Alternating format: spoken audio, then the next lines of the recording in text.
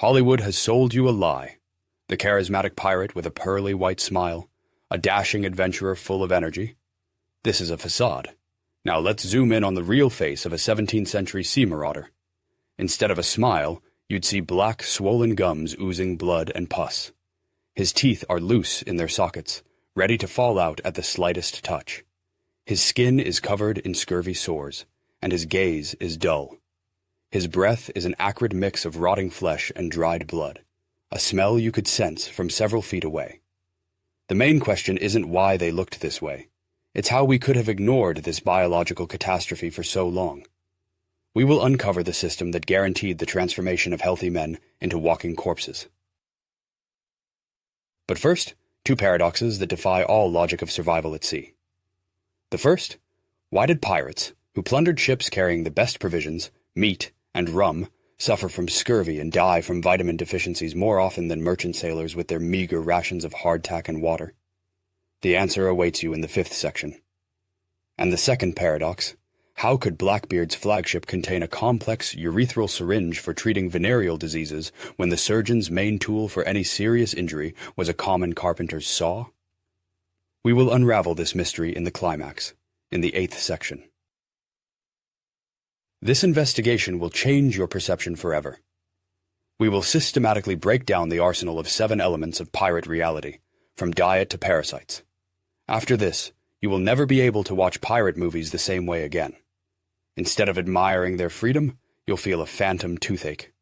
Instead of the romance of the open sea, you'll smell the nauseating stench of bilge water and filth. You will understand why Blackbeard's true curse wasn't sea magic, but simple microbiology, and why his most fearsome enemy was invisible to the naked eye. In just 3 minutes, you'll learn why pirate treasures were a myth, and in 10 minutes, we'll reconstruct the authentic smell of a pirate ship. Stay with us. How could a ship, where anarchy meant death, lack the very code of honor we know from films? The answer is simple. It existed. Only these weren't moral statutes, but rigid legal contracts, ship's articles, regulating the division of plunder. But here's what the sources hide. These articles provoked violence. The punishment for stealing a sip of fresh water was disproportionately cruel, as the daily ration often didn't exceed half a liter. Most pirates were fugitives from the Navy, and their code reflected not honor but primal fear. But the most famous torture, walking the plank, has almost nothing to do with them. Why is this vivid image, which became a symbol of pirate cruelty, almost never found in ships' logs or interrogation records? Because from a pirate's perspective, it was senseless theatrics. It was far easier to just throw someone overboard. The real punishments were more horrifying. For example, marooning a man on a deserted island with a pistol and a single pint of water. Or keel hauling, dragging a person under the ship's keel. Imagine a human body as a soft vegetable, and the barnacle-encrusted hull as a coarse grater.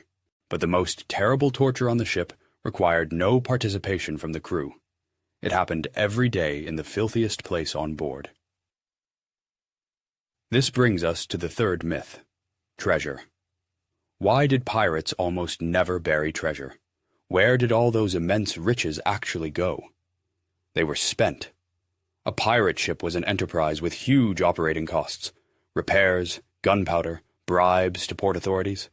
At sea, a chest of gold doubloons was useless. The real treasure, the kind worth killing for, was a barrel of fresh water, a crate of lemons, or medical supplies. Over half of all sailor deaths in the 18th century were caused not by battles, but by disease, because their floating home was designed to kill them long before they could spend their loot.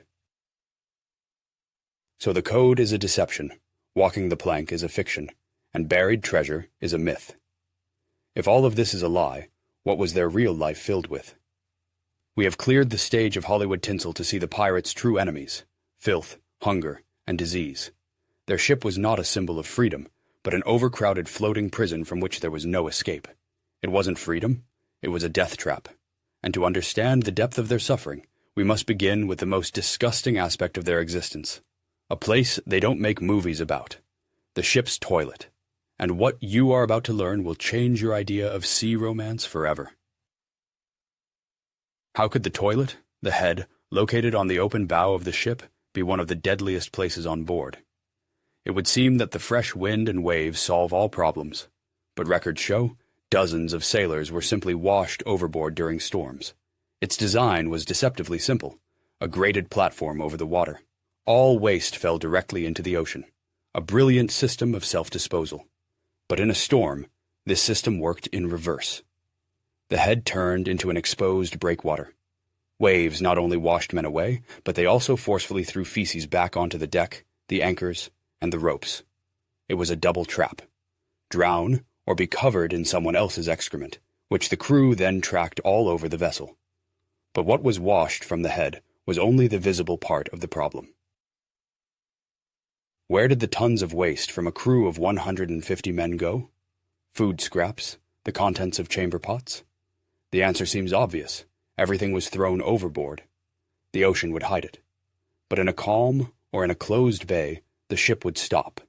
But the garbage wouldn't. Every week, the crew produced over a ton of biological waste.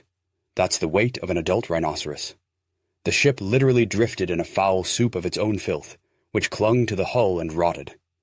This floating layer of grime not only exuded an unbearable stench, but also attracted schools of sharks, turning any fall overboard into a death sentence. However, the main source of infection was not outside, but on the lowest deck, in the stinking darkness of the bilge. What is bilge water, and why did this phrase alone evoke superstitious dread among 18th century sailors? It's an unavoidable mix of seawater seepage, rainwater, and any liquids that drain to the bottom of a wooden ship, a technical feature of its construction.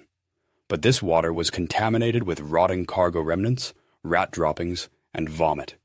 Over months, it turned into a thick, black sludge emitting hydrogen sulfide. Pumping it out with hand pumps was one of the most disgusting jobs on board. The smell of the bilge, an acrid mix of rotten eggs and swamp, permeated the wood, the clothing, and even the food. For the ship, bilge water was what septic shock is to the body, an internal poison. And this poison soaked not only the planks, but also the skin of every person on board. What would you choose to survive on such a ship? A bar of soap or an extra liter of fresh water? Soap was a luxury, and fresh water was valued more than gold and used only for drinking. Washing in salt water didn't remove grease and only irritated the skin. The average sailor had no more than 2 sets of clothes. They weren't washed for months. They became saturated with sweat and pus, turning into a perfect breeding ground for lice and fleas, and literally rotted on the body. Scratching the bites led to non-healing, infected sores. The lack of hygiene wasn't a sign of savagery, but a consequence of a hostile environment. Pirates were trapped in a cycle of filth. But even if they had an endless supply of soap and fresh water, it wouldn't have saved them, because the main enemy entered their bodies through their mouths. How was the staple food that could be stored for years? Hardtack. Both a salvation from hunger and a daily source of disgust. The technology was brilliantly simple. Flour and water, baked to the hardness of a rock. It didn't mold, which made it ideal for damp holds. But not spoiling was an illusion. The flour was often infested with weevil eggs even before baking. In the warmth and moisture of the hold, the eggs hatched into larvae. The hardtack transformed into a living, teeming ecosystem. Sailors developed a ritual: eat the biscuits in the dark, or tap them on the table to shake out at least some of the insects. This was commonplace, but weevils in the bread were merely an annoyance. The real toxic threat lurked in the barrels of meat. Why was salt beef, nicknamed salt horse, meat preserved in salt, considered so dangerous? After all, salt is a preservative. Chunks of beef were layered with salt and packed tightly into barrels. This was the only way to preserve meat on a voyage lasting months, but it was often spoiled even before being salted. The salt was dirty and unrefined. The barrels could leak. As a result, the meat continued to decompose, turning gray-green, as hard as wood and poisonous. It was soaked in water for hours, but this didn't save it from the putrid taste. Sailors described that even after this, the salt beef was so hard it could be whittled with a knife like wood. But what they washed it all down with was even worse. How was rum, the main symbol of pirate freedom and fun, actually an instrument of slow suicide? Its utility was obvious. Fresh water in barrels quickly went foul and became a breeding ground for dysentery. Adding rum to it, creating grog, killed some of the microbes and masked the disgusting taste. It was a necessary sanitary measure, but constant alcohol consumption led to chronic dehydration. The standard daily ration in the British Navy was half a pint, about 280 milliliters of strong liquor. This weakened the body and made it vulnerable to infections. A diet of living biscuits, rotten meat, and alcohol instead of water was literally devoid of vitamins. It was this rich pirate diet that opened the gates for a killer more fearsome than any storm. Pirates didn't die of starvation in the literal sense, but what exactly happened to a person's body after months on such a diet? It received calories, but was deprived of key micronutrients. The immune system was suppressed by the constant battle with toxins from food and water. This diet created perfect laboratory-like conditions for the development of total avitaminosis.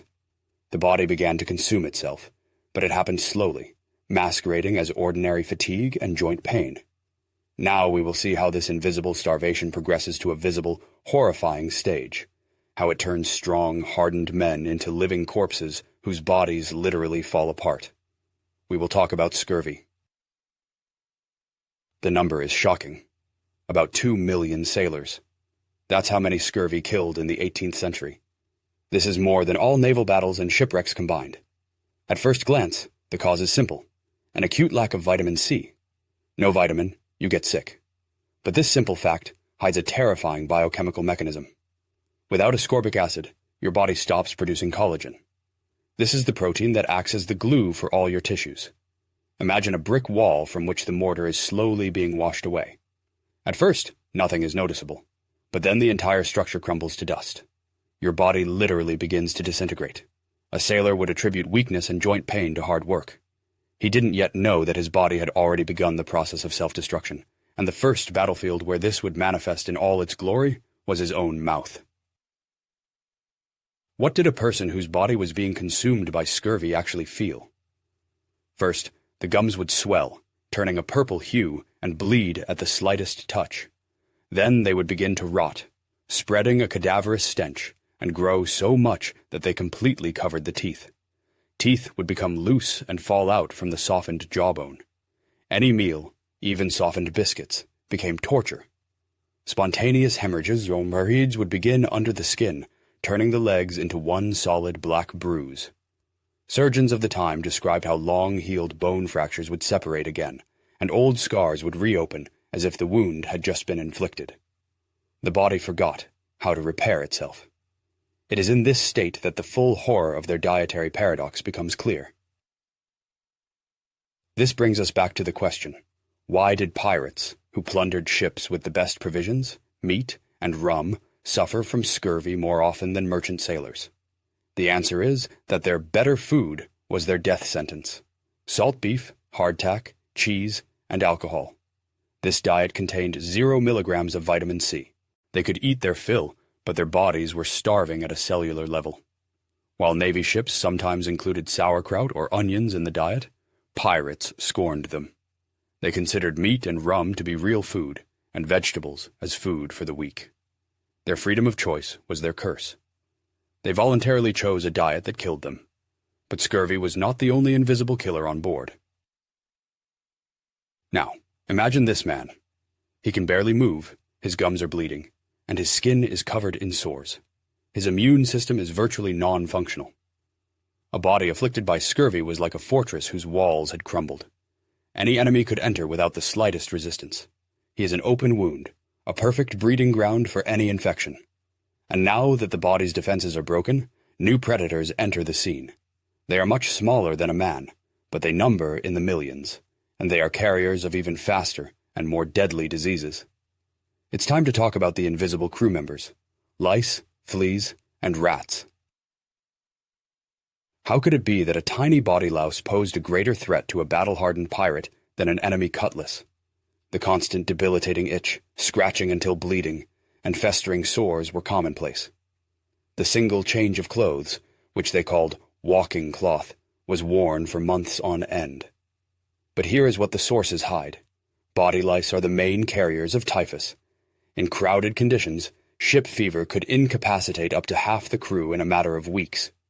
The only way to get rid of the parasites was to boil the clothing, which was impossible given the scarcity of fresh water. Every pirate was trapped on a floating incubator with his own personal carrier of death. But lice were not the only bloodsuckers feasting on the sailors' bodies. How could legions of fleas, capable of causing an epidemic, appear on a ship isolated in the open sea? They were passengers on the ship's main stowaways, black rats, which boarded the vessel in ports along with provisions. The picture changes when we descend into the hold. Rotting food scraps and constant dampness were a perfect incubator for rats. Their population grew exponentially. Hundreds of rats meant thousands of fleas, which, in the crowded conditions, easily jumped onto the men sleeping huddled together, and rat fleas are the primary vector for bubonic plague. The hold was not just a storeroom, but a reservoir of plague. This brings us to the complex and grim relationship pirates had with the main hosts of this feast, the ship's rats. What were these relationships really like? Rats were an absolute evil.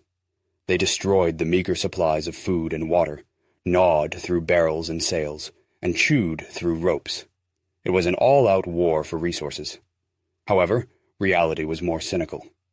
When supplies ran low and famine set in, rats transformed from pests into prey, eating a roasted rat to avoid starving to death today, while simultaneously accepting the risk of contracting leptospirosis from it, which would kill you tomorrow. It was a choice between two forms of death. All these sources of decay, rot, filth, disease, parasites, merged into a single suffocating symphony. We have examined them as separate threats, but how did they interact? In reality, it was a single food chain of decay. Rotting provisions fed the rats. The growth of the rat population increased the flea population, and the crowded, unhygienic conditions allowed lice and fleas to spread freely among the men. A pirate ship was not just a vehicle, but a living, hostile organism. An ecosystem perfectly designed for the breeding and spread of disease. And this system had its physical manifestation, a monstrous, all-pervading smell. In the next chapter, we will conduct an autopsy of this smell, breaking it down to its molecules. What comprised the basic human smell on a ship where 100 men were confined in an enclosed space for months? We think of the simple smell of sweat, but the reality was more complex. Sweat, mixed with salt from hard labor in the tropics, was just the background. Layered on top was the smell of never-washed and rotting damp clothes.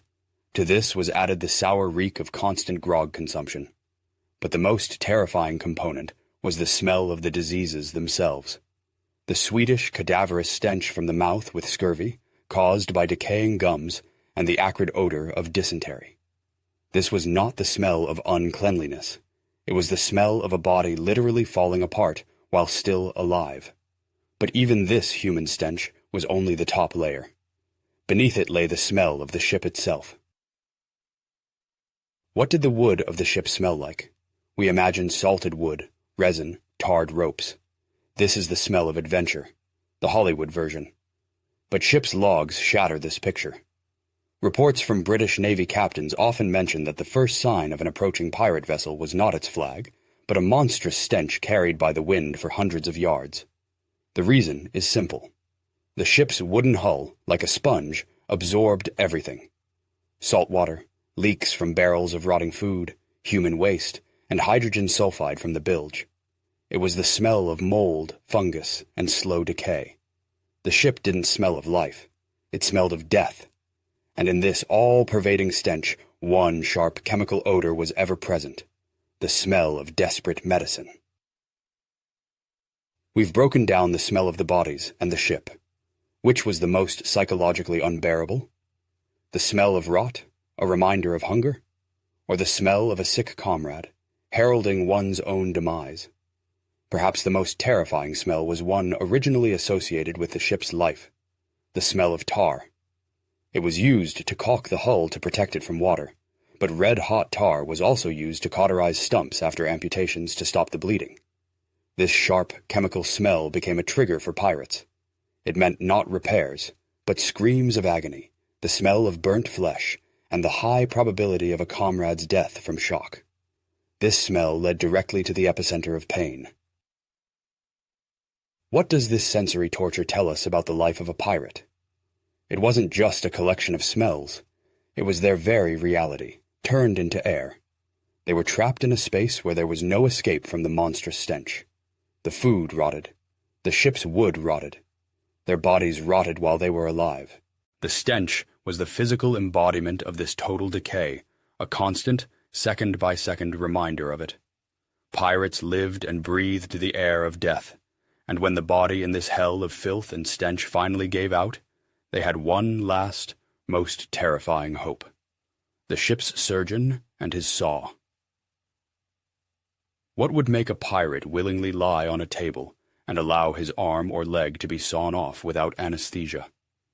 The answer is gangrene. A bone shattered by a cannonball or a deep cutlass wound that began to turn black and rot. Amputation was the only way to stop the slow, agonizing spread of death through the body. But here is the stark reality. The ship's surgeon was often illiterate. He might be the cook, like John Haskins from the ship Wida, whose knowledge of anatomy was limited to gutting fish, or a carpenter, who simply knew how to handle a saw. His decision was based not on medicine, but on primal terror. Cut off the rotting part to save the whole. The patient's choice was between the terrible and the monstrous, certain death from blood poisoning in a few days, or unbearable agony on the table with a slim chance of survival. This brings us back to the paradox from the beginning. What was a complex urethral syringe doing in the medical chest on Blackbeard's flagship? Next to it lay amputation tools.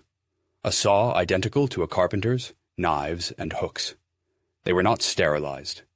At best, they were wiped with a dirty cloth. The only anesthesia was a large swig of rum and a leather gag to prevent the patient from biting off his tongue in pain. 4 strong sailors were needed not to assist, but to hold down the man writhing in agony. And here's the culmination. The syringe was for injecting mercury into the urethra. This was considered a treatment for syphilis. They were willing to inject poison directly into their bodies in a desperate attempt to defeat an invisible enemy. The tools are ready. The patient is held down. The surgeon picks up the knife. The procedure consisted of 3 stages of hell. First, a quick, circular incision through the skin and muscle down to the bone. Speed was the only form of mercy. But then, the real nightmare began. The second stage, the saw. Imagine the sound of a saw grating against your living bone. Screams that even the gag couldn't muffle. Blood flooding the deck. And the third, final stage. After the limb is severed, the bleeding must be stopped. The wound was cauterized with a red-hot iron, or as we know, hot tar. The pain from cauterization was so monstrous that it often killed on the spot from shock. The entire procedure took 3 to 5 minutes of pure agony. But even if a pirate survived this hell, his main battle was yet to come. What were his chances? What killed those who managed to survive the saw and the red-hot tar? The main enemy awaited the patient after the operation. Post-operative infection in the conditions of a floating cesspool was guaranteed. Dirty instruments, dirty hands, dirty air. The open wound became a gateway for sepsis. The mortality rate after amputations in the 18th century Navy reached 80%. Most died not on the table, but within 2 weeks. Pirate medicine wasn't treatment. It was a gamble with death, where the surgeon was the dealer. We have seen all the circles of this hell, from diet to parasites, from filth to the surgeon's saw. Now it's time to put it all together and understand the true curse of the pirates. We have connected the individual elements, but how did a diet of weevils and rot and an army of invisible parasites work together to create a perfect storm? It was a deadly feedback loop. A diet devoid of vitamin C led directly to scurvy, causing tissue breakdown. Scurvy and constant alcohol consumption completely destroyed the immune system. A pirate's immune system, due to scurvy, became like a sieve. Any threat, no matter how small, a bacterium or a virus, passed through it without resistance. This defenseless body was then assaulted by infections carried by lice and fleas. It was a system where the diet prepared the body for death, and the parasites delivered the final blow. A pirate died not from one thing, but from a total system collapse. But this internal loop of destruction was amplified by an external one. How did the pirates' environment predetermine the outcome of any injury and any treatment? Their ship was a totally contaminated environment. The concentration of bacteria in the bilge water of a pirate ship was hundreds of times higher than in the sewage of London at that time. It was a concentrated broth of disease. In such conditions, any scratch became immediately infected, and an amputation, even if the surgeon did everything correctly, doomed the patient to death from sepsis. Their all-pervading stench was not just an inconvenience. It was a sensory reminder that their environment was killing them. The ship was not a sanctuary, but the main ally of their invisible enemies, the microbes. We promised to help you understand why a pirate's life was so short. The answer lies in their freedom. At the very beginning, we asked a question. Why did pirates, symbols of freedom and strength, actually live in a hell of disease? The answer is simple. Their freedom itself was killing them. Unlike the Navy, which had iron, albeit brutal, discipline, deck scrubbing, and regulated rations, chaos reigned on a pirate ship. This freedom from order was also freedom from microbes, filth, and disease. Their democracy did not extend to the laws of epidemiology. The freedom to choose their food led to scurvy. The freedom from sanitary standards turned the ship into a sewer. The freedom from professional medicine led to the carpenter's saw. Their main enemy was not the tyranny of captains, but the tyranny of entropy. They were the freest, and at the same time, the sickest men on the ocean. Their true curse was not a black spot, but a microscopic bacterium. And the most terrifying monster lived not in the depths of the sea, but in their blood. We have traveled the entire path from romantic myth to disgusting reality. And now, the main question for you. Who was the pirates' real ultimate enemy? On one hand, external order. The Royal Navy, which hunted them, hanged them from the yardarms, and represented the force of law and empire. On the other hand, internal chaos. The microbe, which devoured them from within, using their own freedom as a weapon. We ask you to summarize this investigation with us. Write just one word in the comments below this video. Fleet or microbe. No explanations, just your choice. Let's see which one gets more votes. And the next time you see Jack Sparrow in a movie, remember that his real adversary wasn't Davy Jones, but E. coli. Thanks for watching.